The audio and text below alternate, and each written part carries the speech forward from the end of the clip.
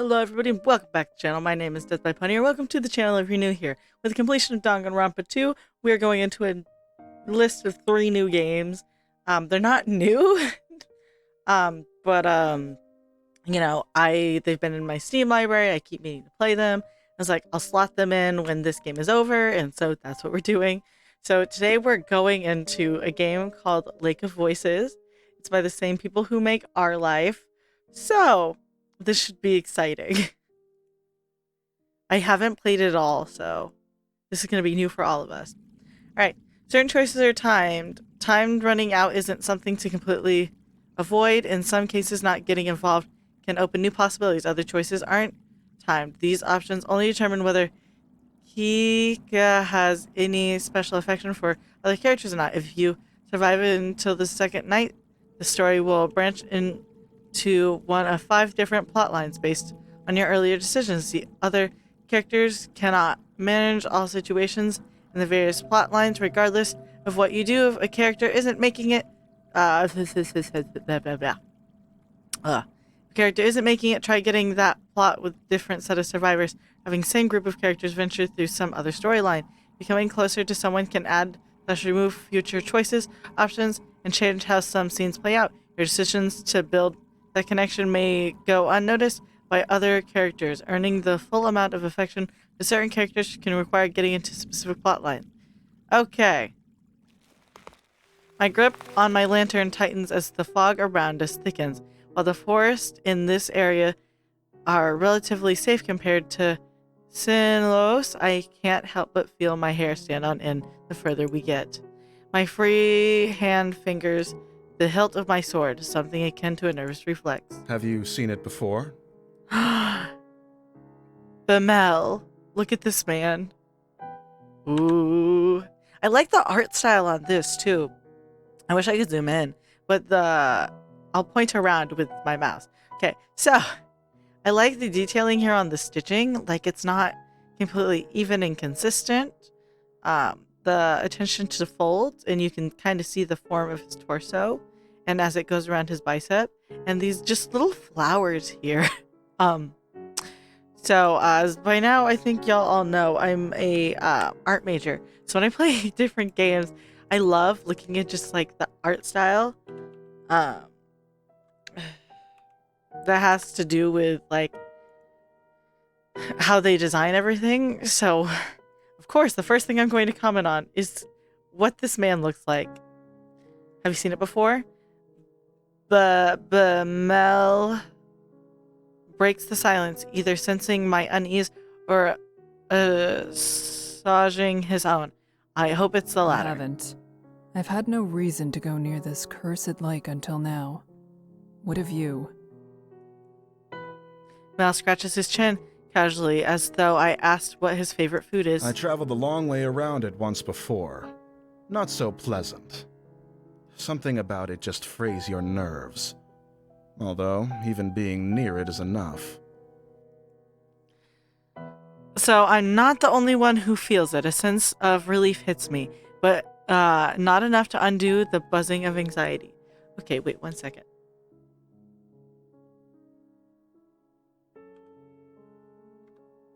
Thank you.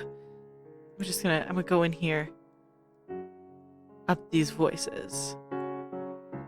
All right. Return. The Lake Sinlos must try their best to avoid it all their lives. The 100 who died attempting to cross its unearthly black water, dragged to death by the creature lurking within, aren't a secret. No wonder you were assigned this mission. There are a few who have had first-hand experience with the place, even if from a distance. He'll probably keep being picked whenever they need someone to cross, for however long he's with us. Bamel shrugged, bringing my attention back to the dark path At before least we're us. taking the bridge this time. It'll only take 2 days instead of double that, and the sooner this place is behind us, the better. It would be preferable not to risk it. But time is of the essence. We don't really have a choice. One of our allied villages, Hemmer, is being harassed by brigaders. A band of ruffians. We don't have many guards to send as an assist, only Bamel and myself. The least we can do is arrive before we are too late to be of any use.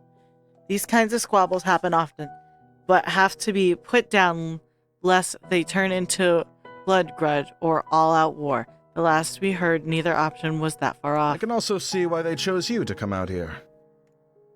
I glanced at Bamel, an eyebrow raised, a slight smile playing across his lips. You're always so calm and so serious. Nothing can get to you. You're the best choice they had. A smile now tugs at my own lips. I would like to thank him, but that wouldn't be so calm and serious as he just described. And if that's how he sees me, I'd like to keep it that way. My lack of reaction only makes his smile grow. He chuckles a bit before refocusing on the path. I do the same. It wouldn't be right to let my guard down in a place like this, but Mel appears to feel differently, however. You know the town on the other side of the lake, though. It's not so similar to ours. If all goes well, perhaps we'll have enough time to enjoy the new area. For the most part, I ignore him, nodding when applicable. Bamel is the talkative sort, and if chatting helps keep his worries down and his sword hand ready, I have no complaints. After a time, the thick fog surrounding us begins to clear. A slick wood dock comes into view, and with the sound of water gently lapping at its side. Bamel shifts beside me, stretching his lantern arm as far as it'll go. He seems tense. Someone's already here. A young woman stands by the dock, eyeing us warily. Does she intend to cross tonight? Evidently, she has the same question. As we step up next to her, it's clear she isn't simply passing by. She's waiting. The stranger nods curtly to us. Margaret. Kika the Steadfast. Bamele. Hello? Bemele! That is a wild name. There's a stuffy silence. Margaret turns to gaze across the lake, expression unclear, with not much to say. Bamel. And I do the same. From here, the black surface of the lake looks charmingly calm, with rushes across its surface sounding like whispers. Though perhaps it actually is a whisper. I concentrate trying to place different, searching for breaks in rhythm. After a few seconds, I feel foolish. It doesn't matter what the noise is, whether I hear them or not. We're not alone. The Nixie are out there. A feeling that I can't quite shake tells me they've already noticed the little group of people on their shores, and I feel it feels hostile. My stomach sinks, and I instead address Bamel. Where is the guide? Unless he's on the center island, or on the complete other side, your guess is as good as mine. It's dark as pitch out there. Panic rises inside me. Panic I try hard to quell. We can't cross without him, and we need to get going soon. You can't cross with him either. Then behind us, Margaret cuts in without something like a snort. What? I know the guide will be here tonight. I have already made arrangements with him to cross. Mel and I shared a look. The woman seems haughty and willing to put up a fuss. I have his word he'll take me today. It would be wiser for the two of you to begin the trip around if you're really in such a hurry. Or you can make camp here and wait for him to make the trip back if you prefer. I don't like her. I don't need to turn my attention to Bamel to know he's riled up. I step in before he can say something rash. Even if that is so, my companion and I must begin the trip tonight. Margaret is unimpressed and opens her mouth. We'll wait for the guide to arrive before coming to a conclusion about any of this. She clams her mouth shut and then lets out a sigh. You can do as you like. With the matter tentatively settled, Bamel moves away. His fingers begin to tap loudly against the top of his hilt, shift from one foot to another, then groan. What's that bastard even up to? I almost visibly start to manage to resist myself. He probably doesn't know any better. I'm sure of that. It's not worth With a mentioning. mouth like that, you shouldn't even have the right to ask the guide to take you across. How ludicrous. He's faced far worse than a bit of foul language. Do you know anything that's happened with this lake? I know enough. Margaret is clearly not convinced, but she shrugs and makes show of turning her back to The him. guide's father is Garvin the Exemplar. Garvin never accepted the guide as his son, all the way up until he died in this lake. Your statement could be seen as tasteless.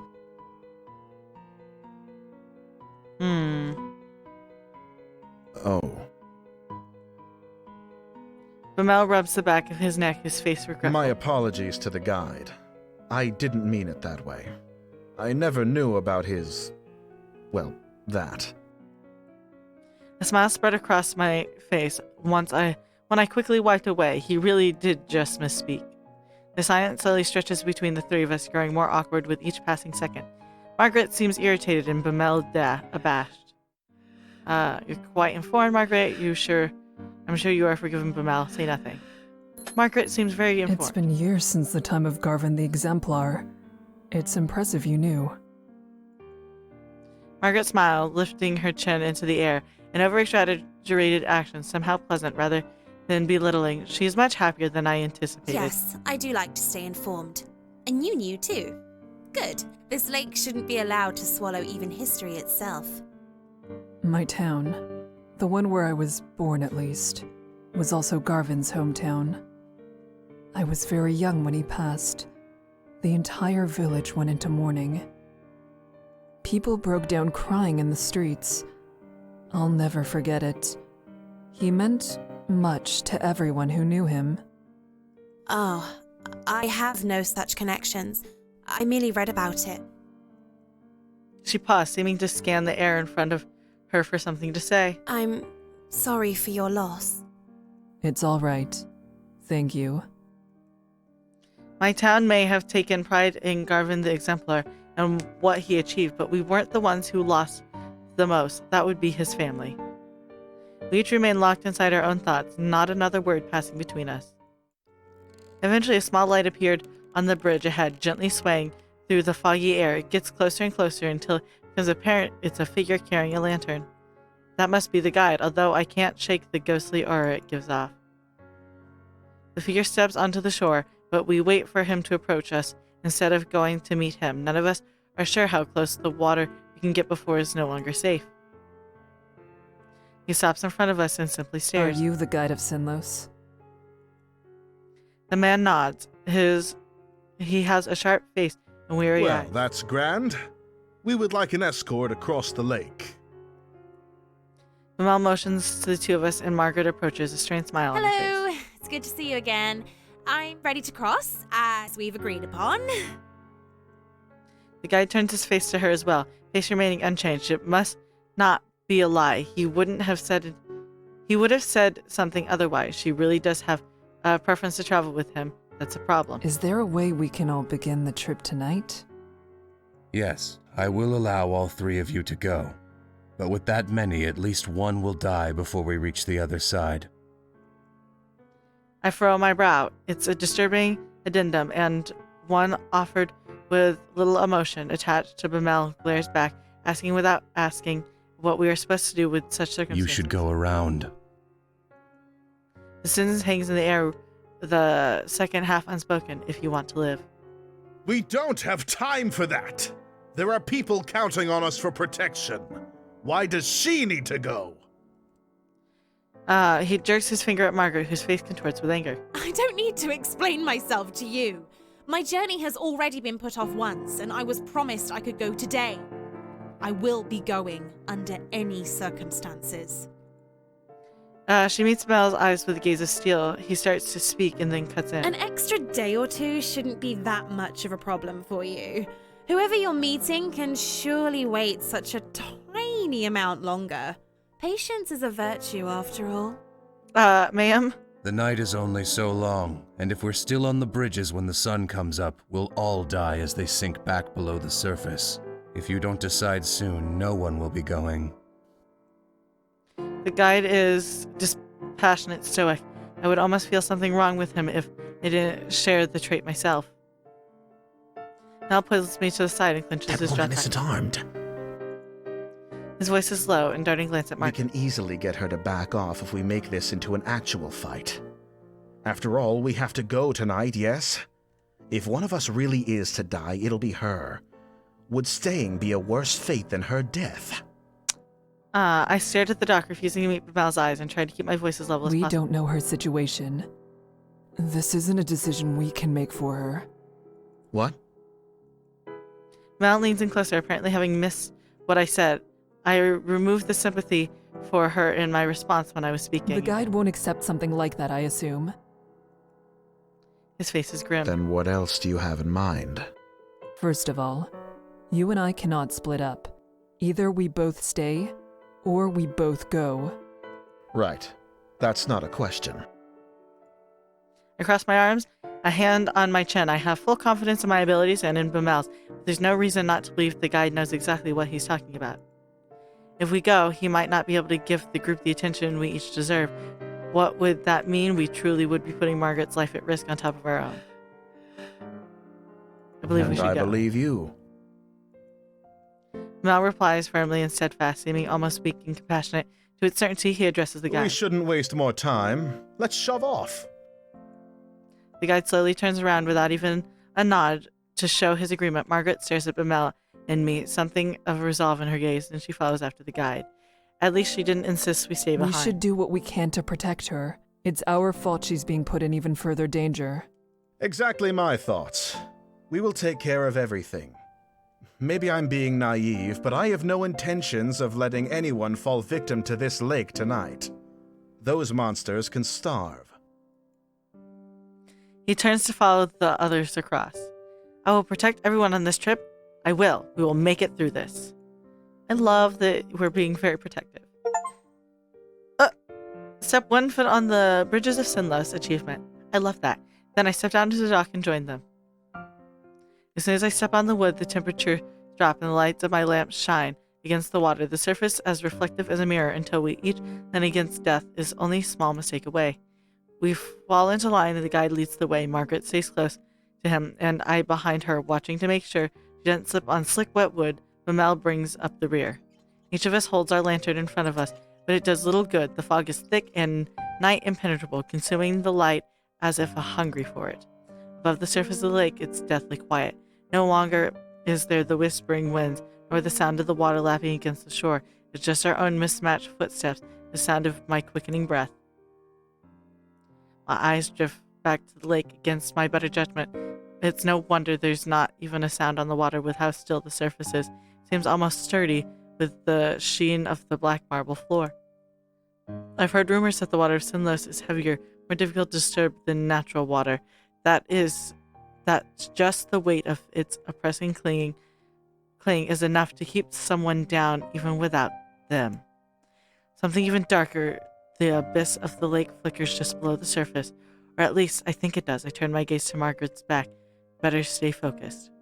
Fall back a bit. You're following me too closely. The guide is looking over his shoulder, addressing Margaret. I'm sorry.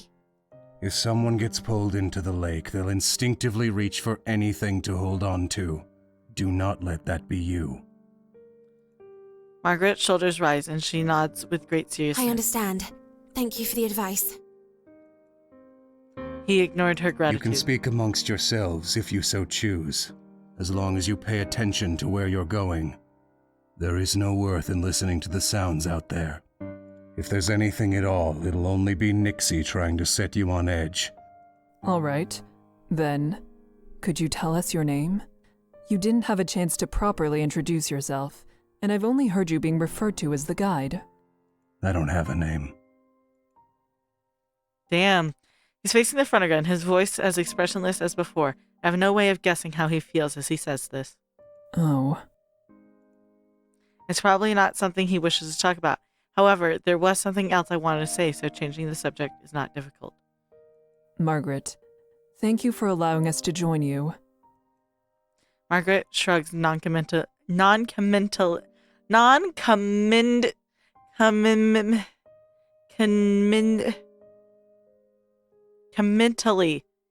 I don't even know if I pronounced that right. I can't with that word. It wasn't exactly up to me. The guide said he would take you. She hesitated and then looks tentatively over her shoulder at me. But thank you for saying that. It's appreciated. Bemele and I will do our best to be an asset on this trip, rather than a burden. That's nice. I'm not afraid to be out here, though. Still, at least with your training, you should be able to take care of yourselves. I admire her resilience. It's comforting to know that everyone here is so confident in their abilities, not enough to forget how terrible it feels to be over this lake. I'm not sure if that is fortune or unfortunate. Believing yourself to be secure doesn't mean that you are. As the conversation lulls, a new sound breaks through. It's whispering noise again. It's the chatter of inhuman voices, and this time it's coming from all around us. Taking care of yourself is exactly what you need to do. The guide is speaking again, except louder, as if to cover the Nixie's voice with his own. Work to survive at all costs, and hope that everyone around you has enough sense to do the same. That's the only way you'll make it to the other side. Margaret nods in response, but I hear a grunt from behind me. Groups tend to go further when they work together to achieve the same goal. The guy doesn't say anything in response to Bamel's grumbling either. I'm not sure whether he didn't hear Bamel or whether he just didn't feel the statement made thus far were worthy of addressing. I have a feeling it's the latter. We go around a large bend in the bridge, part of it forking off another way. Damn, I'm already in love with this. I hope you enjoyed today's video, and if you did, remember to hit like. That way I know you're enjoying the content I make. Remember to subscribe. That way YouTube brings you back here to Star Wars Next. I won't take up any more of your time. Have a good day. I'll see y'all next time. Bye-bye.